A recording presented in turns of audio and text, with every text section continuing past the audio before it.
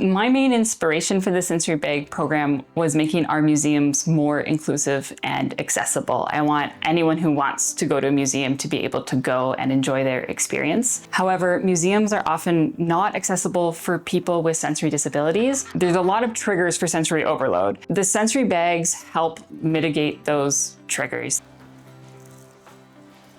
My name is Alex McLean. I'm the program manager at the Ottawa Museum Network, and I co-developed and facilitate our sensory bag program.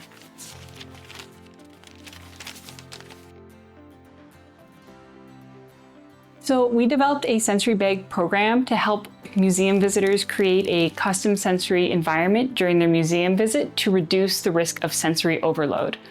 The bags are filled with tools that support tactile input, attention focusing, self-regulation, and communication, and they're free for visitors to borrow during their visit. Hi, I'm Sherry. I'm an autistic consultant, and I worked with Ottawa Museum Network to develop the sensory bags. We decided to work with Sherry because she has a lot of firsthand experience, both with autism and accessibility in general, and she was able to use that to inform the program. Growing up autistic, there were so many activities I wanted to do, but I couldn't, and spaces I wanted to access. But I couldn't. And it wasn't because I wasn't interested in my community. It was because I was so overwhelmed by the world around me.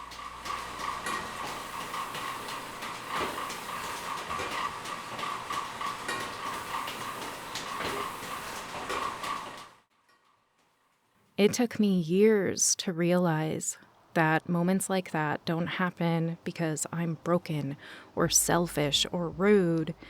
They happen because the environment isn't right for me. And I can't imagine, how much better I would have felt there or at a school field trip to a museum that gave me ear defenders and gave me an item to stim with and be comforted by. Stimming is the act of using a sensory experience for regulating purposes. It's often used to describe repetitive movements, but it's actually much broader than that. It's the idea of using your body's resources for a positive emotional end. We might need to flap our hands or vocalize or otherwise have this small, reliable, predictable experience to help us manage and process all those sensory inputs that our brains are not filtering. Now, sometimes it's the opposite. Sometimes our brains filter way more sensory input than they ideally would for what we want to do. And in these moments, stimming can really help us to reconnect with our environment. Yes, everybody stims. It's a really important part of sensory regulation, but our sensory differences simply mean that autistic people might need to stim more often than non-autistic people, and their stims will be a little bit different. I'm a leg shaker and bouncer. Everyone has their own version for sensory regulation. For me, it's often petting my dogs, helps calm me down, or playing with my dogs gets me pumped up if I need to be pumped up. And that's why these sensory bags are so meaningful. They give autistic people and anyone else with sensory differences tools they can use to feel comfortable. And making sure someone is comfortable is so necessary for including them. We can't just open a door and say neurodivergent people are welcome here and not do anything to make the environment somewhere neurodivergent people actually want to be. My name's Tabitha Renaud, and I'm the museum administrator at the Cumberland Heritage Village.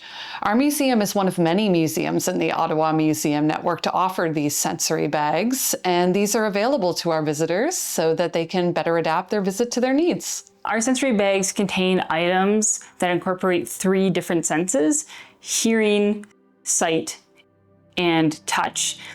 They also have a mix of sensory calming and sensory stimulating items because something that's stimulating for one person might be calming for another. So we have ear defenders or noise canceling headphones, which help reduce audio stimulation.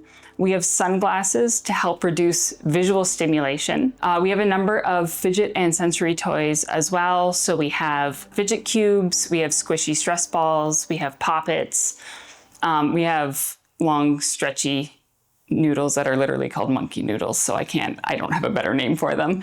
But they come in different textures so that they give different tactile experiences, so that if someone needs additional sensory output, they have a way to kind of get that excess energy out.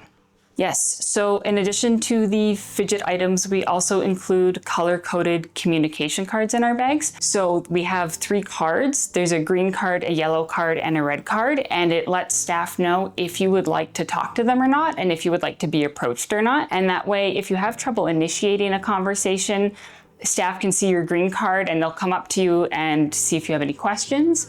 But if you're uncomfortable talking to strangers, then you can put on the red card, which asks people to not approach, and then staff will know and they'll leave you be during your visit. The Cumberland Heritage Village is a living history site. It's a recreated village with costume villagers going about their daily lives in the 1920s. We decided to participate in the sensory bag program because we know we have a big noisy site with all the farm animals and village activity, and we've had visitors in the past with sensory needs, so we knew we could do more to support them. At Cumberland Heritage Village Museum specifically, Sherry also developed a sensory map and access guide, which provides additional information so people can plan their museum visit ahead of time according to their own individual sensory needs. And it, similar to the items in the bag, helps reduce that risk of sensory overload, but in advance, because people can now plan for what are their own sensory sensitivities. And it lets people look at the entire site at once and say, okay, I know that I'm sensitive to noise. I can see where the loud areas are.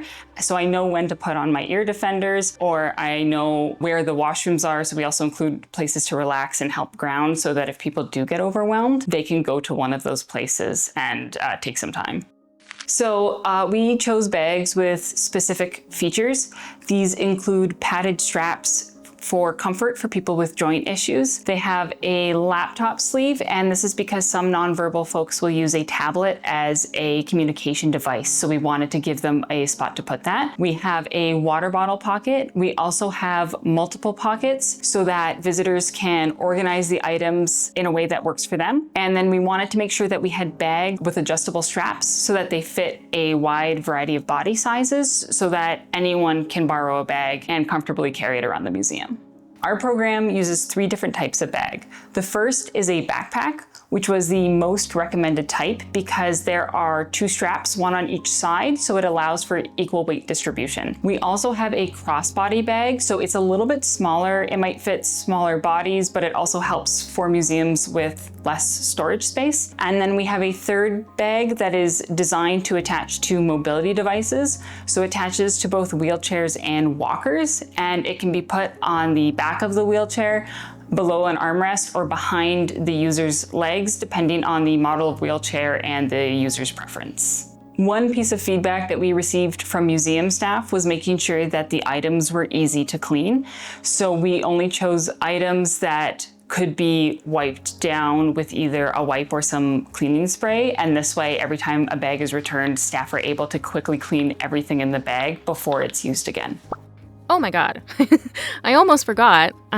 Another thing that we did that was really important to me was including items in the bags that people can take home. This regulating bumpy stim sticker, because if you know a lot of autistic people, you know that it is very hard for us to transition between things. And I think the little regulating sticker just helps with that. It's scalable, it's adaptable, each museum can customize it, but it's still one consistent program.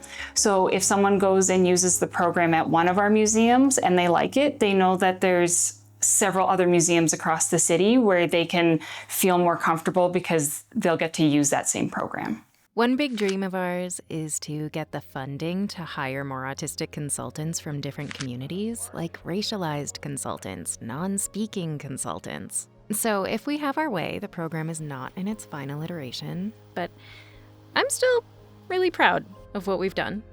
We're very proud to be able to help people in our community be more comfortable coming to this site. It's a very special place, and we're glad that everyone is able to come here and be with us. I'm most proud of 2 different things, I think, in this program. The first is we tried really hard to achieve universal design and universal accessibility to the best of our ability. The other thing that I'm really proud of is that a lot of other heritage organizations have actually taken note of our program and have actually reached out to us and asked us to do presentations on it, or some other museums have actually reached out about purchasing bags from us and potentially expanding our program beyond the city. The best way to contribute to the sensory bag program is to use it. We want people to visit our museums and borrow a bag. And then if you have any feedback at all, positive or negative, we want you to let us know so that we can continue to improve the program as it goes on. We just really, really want to welcome everyone to the Heritage Village. It's really important to us that everyone feels comfortable here, and these bags are an important accommodation for that. So hopefully everyone can come and have fun with us. We'd really love to see you all here soon. One of my favorite quotes is, "Be who you needed when you were younger." And this is one of the ways that I could do that for, some little kid who is just as overwhelmed as I always was.